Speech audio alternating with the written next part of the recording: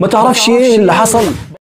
استكمالا لموضوع حلقة الأسبوع اللي فات واللي كنت بتكلم فيه عن الشبهات، قلت من ضمن الكلام إن من أسباب حدوث الشبهات هي كلمة ما تعرفش إيه اللي حصل، اللي هي بمعنى الغيبة والنميمة. بقول لك إيه، بينا يلا نخش في موضوعنا على طول ونعرف إيه اللي حصل. بينا يلا.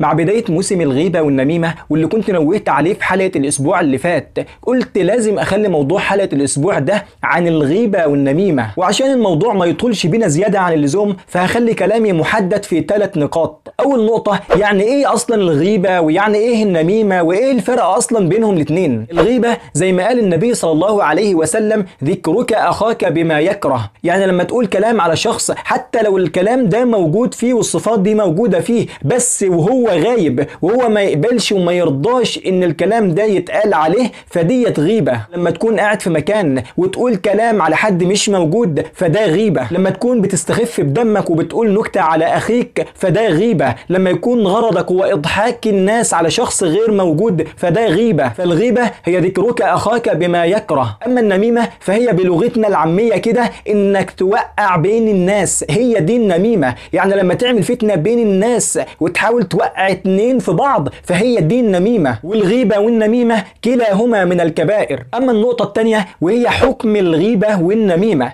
الغيبة والنميمة زي ما قلت من أكبر الكبائر، ودي من الحاجات اللي اتكلم عليها ربنا سبحانه وتعالى وشدد عليها جدا واتكلم عليها النبي محمد صلى الله عليه وسلم. ربنا سبحانه وتعالى قال يا أيها الذين آمنوا اجتنبوا كثيرا من الظن إن بعض الظن إثم ولا تجسسوا ولا يغتب بعضكم بعضا أيحب أحدكم أن يأكل لحم أخيه ميتا فكرهتموه. والنبي صلى الله عليه وسلم قال أتدرون ما الغيبة؟ قيل الله ورسوله أعلم. قال الغيبة ذكرك أخاك بما يكره. قيل يا رسول الله أفرأيت إن كان في أخي ما أقول؟ قال إن كان فيه فقد اغتبته وإن لم يكن فيه فقد بهته. عن ابن عباس رضي الله عنهما أنه قال مر النبي صلى الله عليه وسلم على قبرين فقال إنهما لا يعذبان وما يعذبان في كبير، ثم قال بلى إنه لكبير، أما أحدهما فكان لا يستبرئ من بوله وأما الآخر فكان يمشي بين الناس بالنميمة. ويقول النبي صلى الله عليه وسلم رأيت حين أسري بي رجالا لهم أظفار من نحاس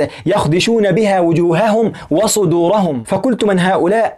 قيل له هؤلاء الذين يأكلون لحوم الناس ويقعون في أعراضهم، هم أهل الغيبة. فالغيبة والنميمة صفتان يدخلان صاحبهما النار. الناس اللي كل يوم بنشوفها بتجيب في سيرة الخلق دي بطلوا غيبة شوية. الناس اللي كل يوم بنشوفهم شغلهم والشغل ما تعرفش ايه اللي حصل بطلوا شوية. الناس اللي دايما شغالين على طول توقيع بين الناس وفتن ونميمة يا ريت تبطلوا شوية وتعرفوا ان النبي صلى الله عليه وسلم قال لا يدخل الجنة قتات، يعني نمام. الناس اللي دايما بيتريقوا على الخلق ويحرجوهم ويكسفوهم قدام الناس ويخلوهم يعيطوا زي ما انا شفت. ما تتفخروش بقلة ذوقكم وانكم بتحرجوا الناس، لان دي اسوأ صفة واسوأ عينة من البشر ممكن حد يقابلها. مش هيبقى عندك شخصية بقلة ذوقك وكلامك مع الناس وضحكك على الناس، ولا بكلامك القاسي مع الناس، ولا بتوقيعك بين الناس وانك تعمل مشاكل وفتن بينهم. خليكوا ناس لينة بتعرف تتعامل مع الناس وتطيب الخاطر حتى لو كنتوا انتوا اللي على حق. وعلى فكرة مش شطارة انك تكون قليل الذوق وبتضحك الناس على حد مش موجود، ولا انك تعمل فتن بين الناس. واوعى تكون من اللي ربنا قال عليهم ولا تطع كل حلاف مهين هماز مشاء بنميم. نيجي بقى للنقطة الثالثة والأخيرة، نتعامل ازاي مع الغيبة والنميمة. والله ربنا سبحانه وتعالى قال يا أيها الذين آمنوا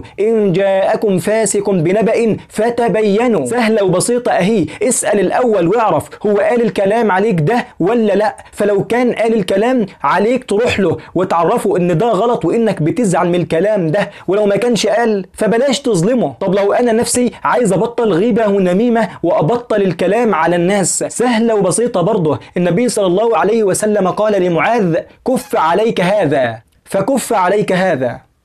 سلام.